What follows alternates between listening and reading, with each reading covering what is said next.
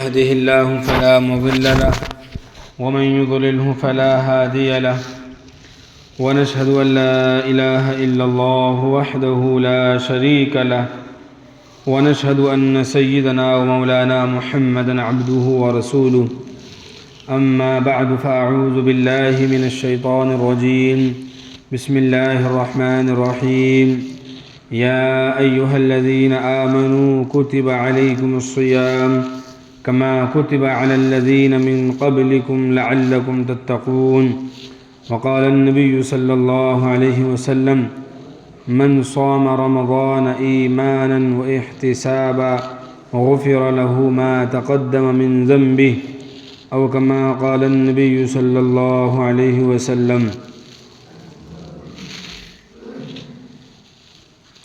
بے گناہوں کو جب وہ زبان کو جب وہ زبان دیتا ہے تو پھر پڑھنے کو وہ قرآن دیتا ہے، اور جب بخشش پہ آ جائے امت کے گناہوں کو تو تحفے میں ماہ رمضان دیتا ہے۔ معزز اور محترم سامعین کرام، قابل قدر حضرات، بہت جلد رمضان المبارک کا برکت والا اور قیمتی مہینہ شروع ہونے والا ہے، اور یہ اللہ کا بہت بڑا انعام ہے۔ اس مہینے کی ایک ایک گھڑی، ایک ایک لمحہ بہت قیمتی ہے۔ جس کی زندگی میں رمضان المبارک کا مہینہ آ جائے اسے اللہ عز و جل کا بے حساب شکر ادا کرنا چاہیے اور اس کی قدر کرنا چاہیے۔ رمضان المبارک کی قدر کیسے ہوتی ہے؟ اس کے جو اعمال ہیں اس کے ذریعے سے۔ رمضان المبارک میں کیا کیا اعمال کرنا ہے، کیسے رمضان المبارک کا مہینہ گزارنا ہے، وہی آج ہم آپ کے سامنے کچھ باتیں پیش کریں گے۔ اللہ تعالیٰ نے ہم سب کو محض اپنی عبادت کے لیے پیدا کیا ہے، اور ہم سب کو مر کر اللہ رب العزت کے دربار میں حاضر ہونا ہے، اور اپنی زندگی کے ایک ایک لمحے کا حساب بھی دینا ہے، اور کوئی بھی انسان اس حساب سے بچ نہیں سکتا۔ مالدار ہو، امیر ہو، عہدے والا ہو، علم والا ہو، غریب انسان ہو، مزدور ہو، خادم ہو، غلام ہو، کوئی بھی ہو، ہر ایک کو اللہ کے سامنے حساب دینا ہے۔ اللہ نے اپنے فضل سے اس امت محمدیہ کو بہت سے ایسے انعام عطا فرمائے کہ کم وقت میں بہت بڑا اجر و ثواب حاصل کیا جا سکتا ہے۔ انہی میں سے ایک رمضان المبارک کا مہینہ ہے۔ اس مہینے میں اللہ تعالی کی رضا کو حاصل کرنے کی کوشش کرنا چاہیے کہ ہمارا اللہ جس نے ہمیں پیدا کیا ہے، جس نے ہمیں بنایا ہے، وہ ہم سب سے راضی ہو جائے، اور ہماری موت اس حال میں آئے کہ ہمارا رب ہم سے راضی ہو، ہمارا رب ہم سے راضی ہو۔ رمضان المبارک کا ایک ایک لمحہ پوری بیداری کے ساتھ عبادتوں میں گزرنا چاہیے۔ سب سے اہم چیز تو یہ ہے کہ اس ماہ مبارک میں ہم اپنے آپ کو گناہوں سے بچائیں۔ جیسے کہ اس مہینے میں عبادتوں کا ثواب بڑھا دیا جاتا ہے۔ سنن بیہقی کی روایت ہے جس میں حضور پاک صلی اللہ علیہ وسلم نے ارشاد فرمایا کہ اس ماہ مبارک میں ایک فرض کا ثواب 70 فرائض کے برابر ہو جاتا ہے، اور ایک نفل کا ثواب فرض کے ثواب کے برابر ہو جاتا ہے۔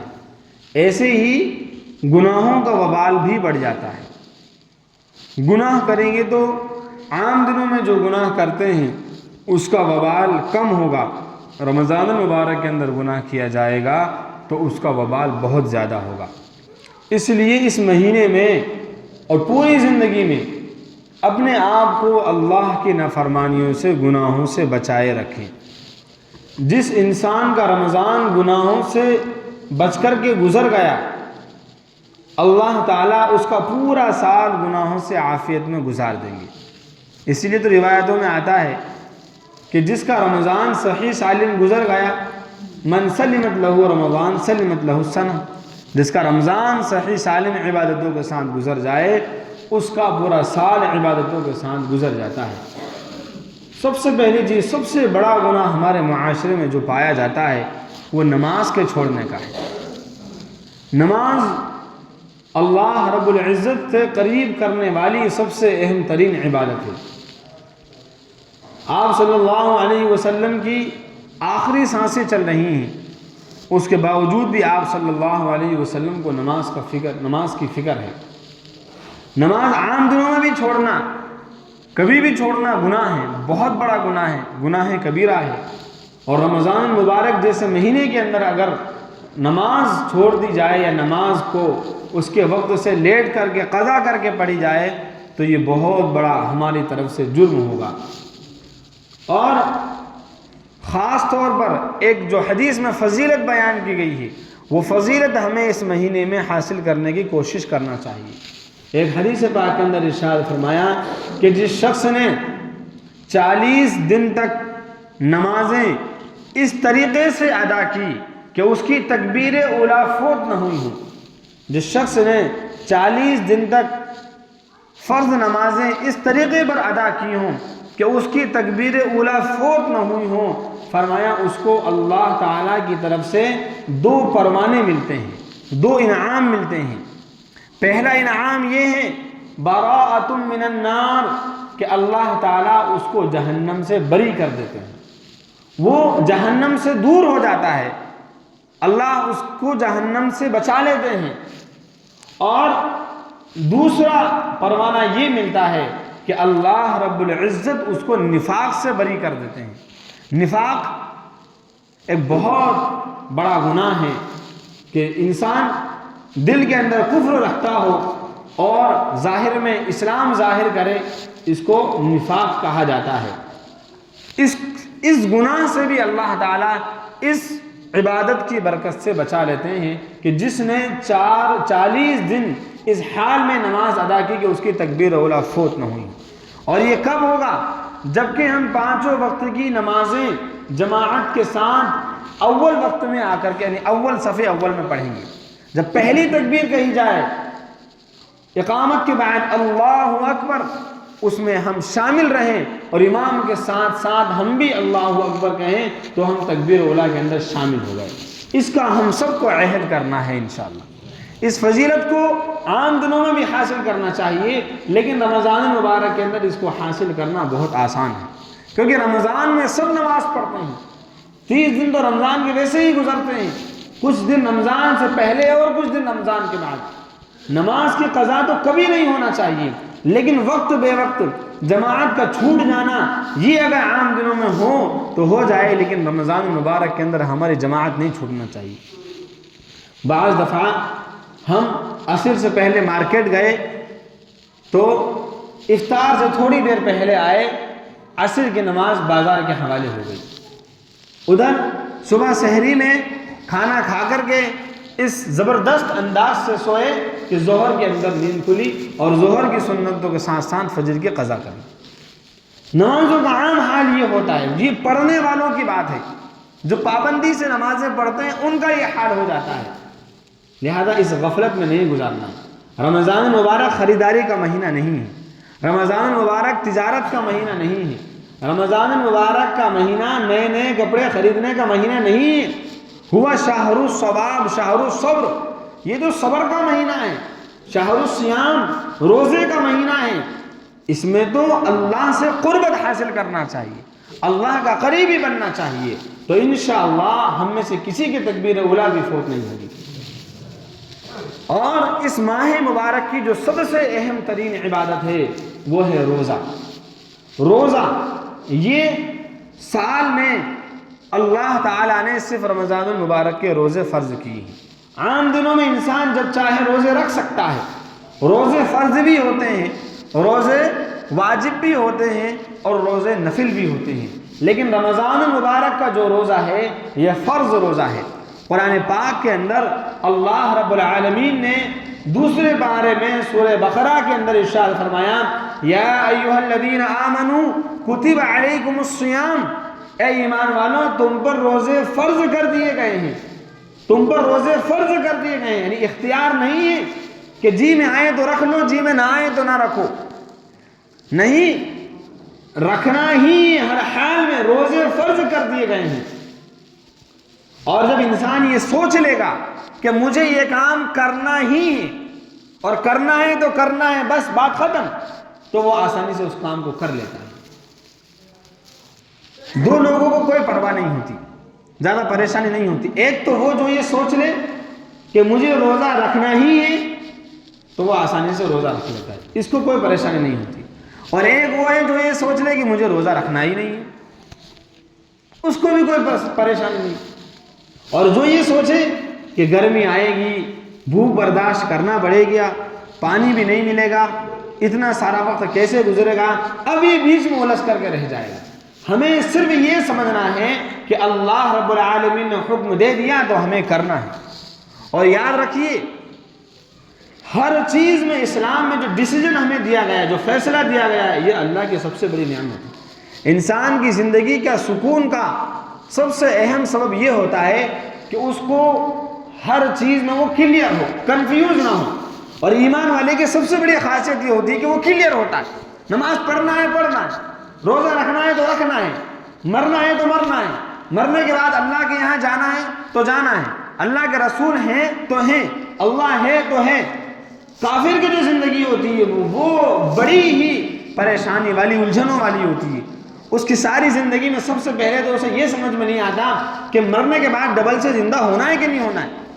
پھر اس کے بعد سب سے بڑا مسئلہ اس کے سامنے یہ ہوتا ہے کہ زندگی میں اچھے کام کرنا ہے تو اچھا کیا ہے اور برا کیا ہے، ہمارا ٹیچر جو کہہ رہا ہے وہ اچھا ہے یا ہمارا ابا جو کہہ رہا ہے وہ اچھا ہے، یا دیش کا فلانا بڑا آدمی جو کہہ رہا ہے وہ اچھا ہے، اچھا کیا ہے، اسی کنفیوژن میں کشمکش میں اس کی زندگی گزر جاتی ہے۔ ایمان والے کے لیے سب سے بڑی نعمت یہ ہے کہ اس کے سامنے ہر چیز کلیئر ہے، سود حرام ہے تو حرام ہے، بات ختم، رشوت حرام ہے تو حرام ہے، اور جو چیز حلال ہے تو وہ حلال ہے، کسی بھی چیز میں کنفیوژن نہیں ہے، بالکل کلیئرٹی دی گئی ہے کہ آپ نماز نہیں پڑھیں گے تو گناہ ہوگا، چوری کریں گے تو گناہ ہوگا، الجھایا نہیں کہ فلاں نے بولا کہ چوری غلط ہے، فلاں نے بولا کہ نہیں کوئی مسئلہ نہیں ہے، کسی نے کہہ دیا کہ بڑا اچھا کام ہے، نہیں، آپ اگر غور کریں گے تو یہ ہماری زندگی کی سکون کی سب سے بڑی وجہ ہے۔ ہمیں الجھن نہیں ہے کسی بھی چیز میں، ہمیں اس میں بھی الجھن نہیں ہے کہ مرنے کے بعد اللہ کے سامنے جانا ہے کہ نہیں جانا، جانا ہے، ہم کلیئر ہیں بالکل اس میں۔ اور ایک کتنا ہی بڑا عقل والا ہو، دانش مند ہو، بڑی بڑی ڈگریاں اس کے پاس ہوں، ایمان نہیں ہے تو وہ اپنی زندگی میں کلیئر نہیں رہے گا، وہ پشو پیش میں ہوگا کہ یہ چیز ہے یا نہیں۔ بہت سے لوگ بڑے بڑے عقل والے آج بھی اس چیز میں حیران ہیں، الجھے ہوئے ہیں کہ یہ دنیا خود بن گئی یا کسی نے بنائی، اور اسی میں ریسرچ میں لگے ہوئے ہیں۔ اور ہمارا کانسیپٹ بالکل کلیئر ہے، صاف ستھری بات ہے، اللہ نے ہمیں بنایا، اللہ نے کائنات کو بنایا، اللہ جب چاہے گا ختم کر دے گا، بات ختم، اس سے زیادہ کچھ نہیں۔ اس لیے اس بات کو سمجھے تو ایسے ہی یہ چیز کلیئر ہے، صاف ہے کہ ہمیں روزہ رکھنا ہے بس۔ اور اس روزے کے بارے میں اللہ تعالیٰ نے ارشاد فرمایا یا ایھا الذین آمنوا کتب علیکم الصیام، تم پر روزے فرض کیے گئے ہیں، اور یہ اس لیے کہا کہ تم کسی پشو پیش میں نہیں رہو کہ رکھ لیا تو ثواب مل جائے گا، یہ رکھا تو کم ثواب ملے گا، ملے گا نہیں ملے گا، نہیں رکھو گے تو گناہ ہوگا، رکھو گے تو ثواب ہوگا۔ کہا یہ مت سمجھنا کہ تم اس میں اکیلے ہو، کما کتب علی الذین من قبلکم، تم سے پہلے جو لوگ تھے ان پر بھی روزے فرض کیے گئے تھے، اور کیوں؟ لعلکم تتقون، تاکہ تمہاری پوری کی پوری زندگی تقوی والی زندگی بن جائے۔ یہ روزے کا سب سے اہم مقصد ہوتا ہے۔ روزہ صرف اس چیز کا نام نہیں ہے کہ بھوکے پیاسے رہیں اور گناہ کرتے رہیں، بلکہ جسم کی ایک ایک حرکت کو گناہوں سے بچانا، اپنے دل کو، اپنی آنکھوں کو، اپنی زبان کو، اپنے کانوں کو، ایک ایک چیز کو گناہوں سے بچانا۔ یہ نہیں میرے عزیزو بھائیوں کہ ہم نے روزہ رکھ لیا، باقی اب دن گزارنا ہے، کیسے بھی گزارنا ہے، تو موبائل دیکھ رہے ہیں، ریل چلا رہے ہیں، انسٹاگرام پہ آ گئے، فیس بک پہ چیٹنگ میں لگ گئے، واٹس ایپ پہ گروپ بازی میں لگ گئے، اور اس طریقے سے سارا دن گزر جاتا ہے۔ کوئی فلم بازی میں لگا ہوا ہے، کوئی سیریل بازی میں لگا ہوا ہے، اس روزے کا کیا فائدہ؟ بلکہ روزہ رکھا ہے، بھوک پیاس برداشت کر رہے ہیں، تو اس میں بھی اللہ کی عبادت ہونا چاہیے، زیادہ سے زیادہ قرآن پاک کی تلاوت ہونا چاہیے. یہ الگ سے ایک کام ہے جو ہم بتلائیں گے. جیسے ہم نے ایک چیز بتلائی نماز، دوسرا روزہ. روزے کے بارے میں بخاری شریف کی حدیث ہے، نبی پاک صلی اللہ علیہ وسلم نے ارشاد فرمایا، یاد رکھیے گھر میں جا کر بھی بتلائیے، من صام رمضان ایمانا و احتسابا، جس شخص نے رمضان مبارک کے روزے رکھے ایمان کی حالت میں، یعنی یقین کرتے ہوئے کہ اللہ نے فرض کی، اور آخرت میں ثواب کی امید کرتے ہوئے جس نے رمضان مبارک کے روزے رکھے، غفر لہ ما تقدم من ذنبی، اس کے پہلے تمام گناہ معاف کر دیے جاتے ہیں رمضان مبارک کے روزوں کی برکت سے.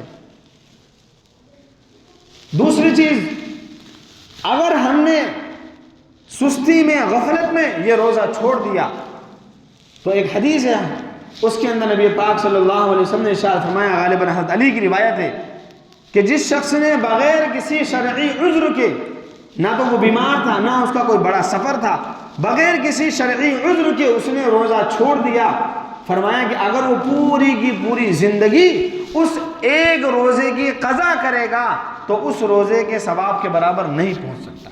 ساری زندگی بھی لگا دے گا تب بھی. اس لیے ایک روزہ بھی ہم سے مس نہ ہونے پائے، چھوٹنے نہ پائے، جان کی بازی لگا دیں. ہاں اگر کوئی بہت بیمار ہے، بہت زیادہ پریشان ہے، اللہ نے اس کے لیے رخصت دی ہے، لیکن پہلے اس کو فائنل کرے کہ کیا میں اس پوزیشن میں ہوں کہ میں روزہ چھوڑ سکوں. پتہ چلا سردی ہو گئی تو روزہ نہیں رکھا، پیٹ میں دکھ گیا، گیس ہو گیا تو روزہ نہیں رکھا. مشکل کا نام ہی تو ہے، مشکل پر ہی تو ثواب ملے گا. امام بخاری رحمۃ اللہ علیہ نے ایک باب باندھا، اس میں کہا الاجر بقدر النصب، جتنی تھکان ہوگی، جتنی مشقت ہوگی، جتنی پریشانی ہوگی، اتنا ہی ثواب ملے گا، اتنا ہی ثواب ملے گا. اسی لیے گرمی کے روزوں کا ثواب کتنا ملتا ہے. آج تو اللہ کا فضل ہے، موسم معتدل ہے، نہ زیادہ سخت گرمی ہے، بالکل درمیانی موسم ہے، آسانی سے چاہے روزے رکھ سکتے ہیں. سب سے زیادہ روزوں میں غفلت نوجوانوں کی طرف سے ہوتی ہے. نوجوان جو بے انتہائی قیمتی حصہ ہوتا ہے. کچھ لوگ سگریٹ پینے کی وجہ سے روزہ چھوڑ دیتے ہیں، ان کا مزاج ہے، گٹکا کھانے کی وجہ سے. اللہ کے بندوں، ہم تو یہ کہتے ہیں کہ عام زندگی میں بیڑی، سگریٹ، گٹکا، پاؤ، جتنی بھی چیزیں ہیں جو انسانی جسم کے لیے مضر ہیں، نقصان دہ ہیں، ان تمام سے ہمیں اپنے آپ کو بھی بچانا ہے اور آنے والی نسل کو بھی بچانا ہے. اور اگر روزہ آیا ہے تو کوشش یہ کیجیے کہ اس رمضان مبارک کی برکت سے اللہ مجھے ان سب چیزوں سے بچا ہی لے تو اچھا. تھوڑی سی مجاہدہ برداشت کرنا ہے. تو روزے کا مستقل بیان تو بعد میں آئے گا، ہم ابھی بتلا رہے ہیں رمضان کے اعمال. ایک ہو گیا نماز، ایک ہے روزہ. اسی رمضان مبارک کا تیسرا جو اہم کام ہمیں کرنا ہے وہ ہے قرآن پاک کی تلاوت. قرآن پاک کی تلاوت سے اس مہینے کا خاص تعلق ہے.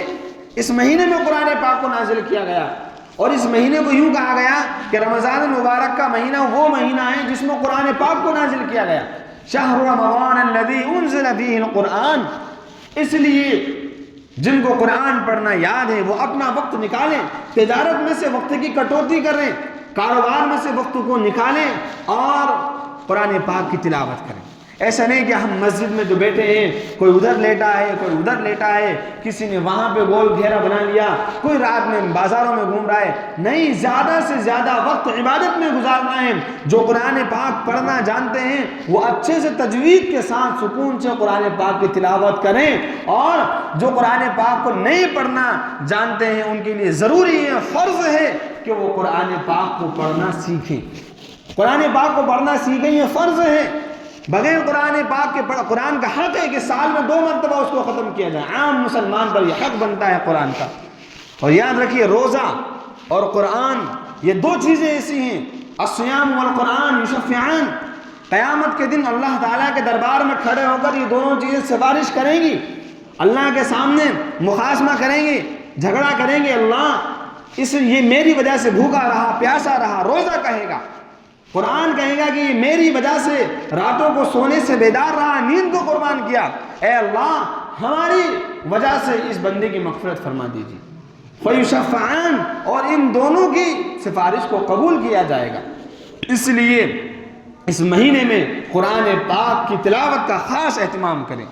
دوسرا، عام مسلمانوں پر یہ بھی فرض ہے کہ وہ قرآن پاک کو سمجھنے کی بھی کوشش کریں، تفسیر کے حلقوں میں شرکت کریں، درس قرآن کے حلقے لگوائیں، اپنا وقت نکال کر کے، اپنا وقت خرچ کر کے قرآن پاک کو سمجھنے کے لیے وقت دیں۔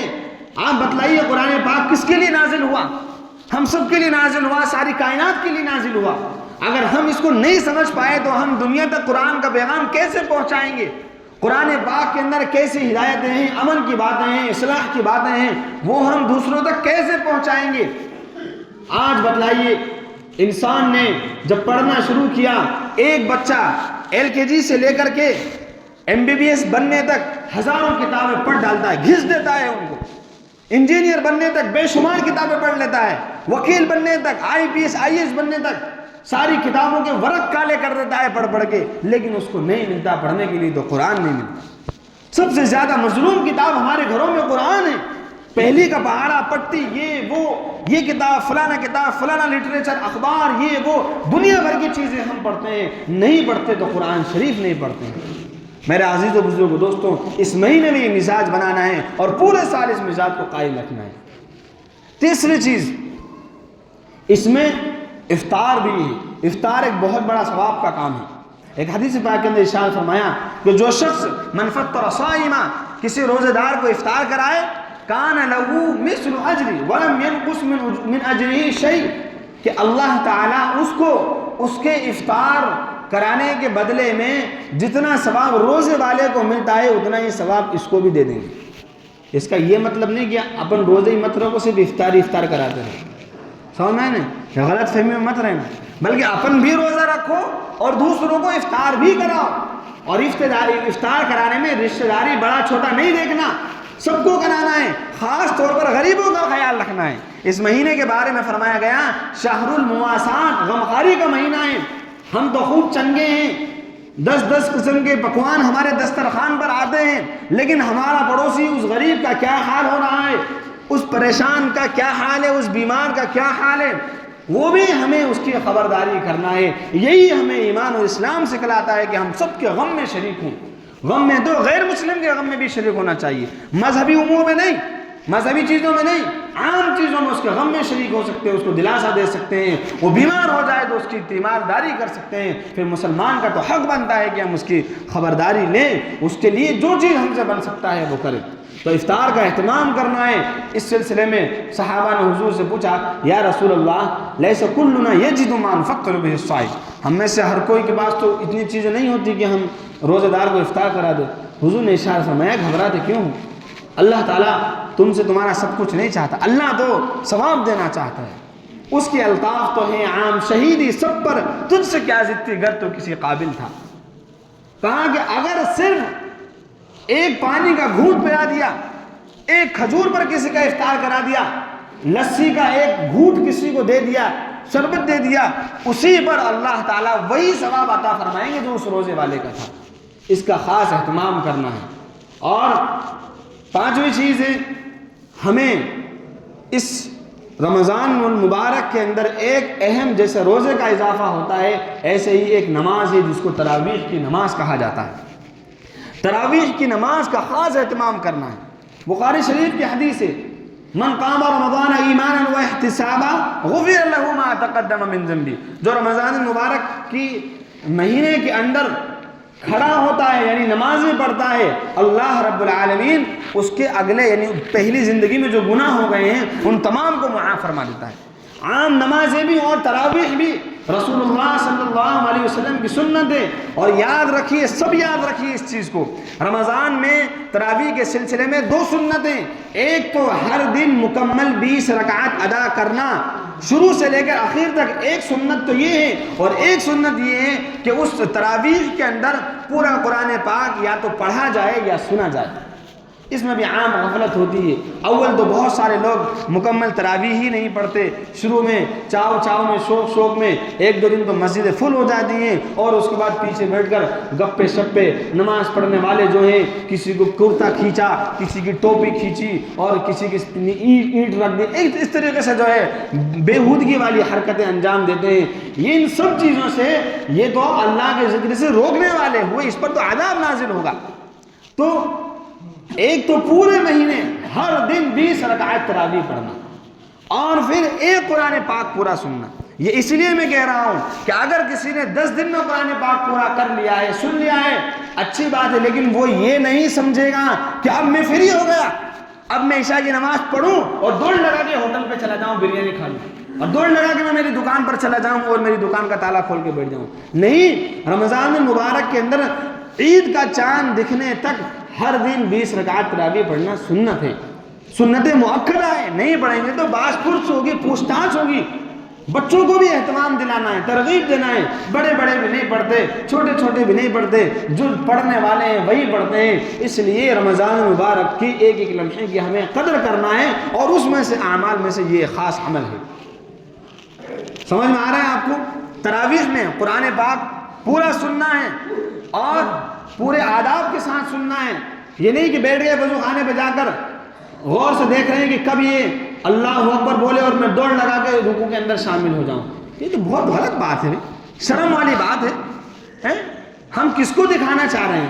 ہم تو اللہ کے سامنے کھڑے ہیں، اللہ سے ہم کوئی اپنی چیز کو چھپا سکتے ہیں کیا؟ کبھی نہیں چھپا سکتے میرے بھائی۔ یہ تو بہت بے غیرتی والی بات ہو گئی۔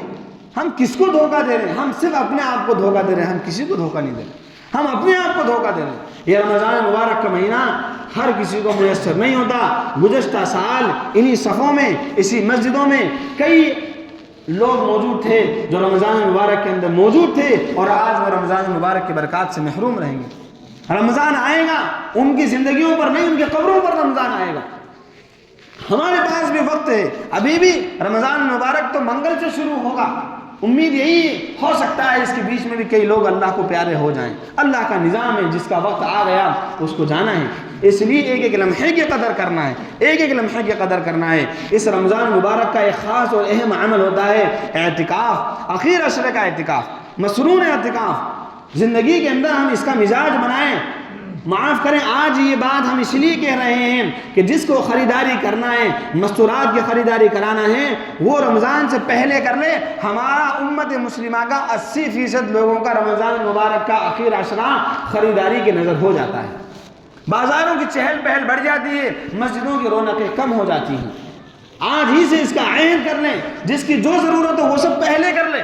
رمضان مبارک کا آخر عشرہ سب سے اہم مانا جاتا ہے، اور اس میں اعتکاف ہمیں کرنا چاہیے۔ اس کا بڑا ثواب وقت پر اس کے فضائل آپ کے سامنے آئیں گے۔ اور آخری اور اہم بات یہ ہے کہ اس پورے رمضان المبارک کے اندر ہمیں اپنے اوقات کا نظام بنانا ہے، ایک شیڈول بنانا ہے، ایک چارٹ بنانا ہے کہ میں 4:30 بجے اٹھوں گا، 4 بجے اٹھوں گا، مجھے مسواک کرنا ہے، اور روزانہ سحری سے پہلے مجھے 2 رکعت نماز، 4 رکعت نماز، جتنی مجھے اللہ توفیق دے، تہجد کی نماز پڑھنا ہے۔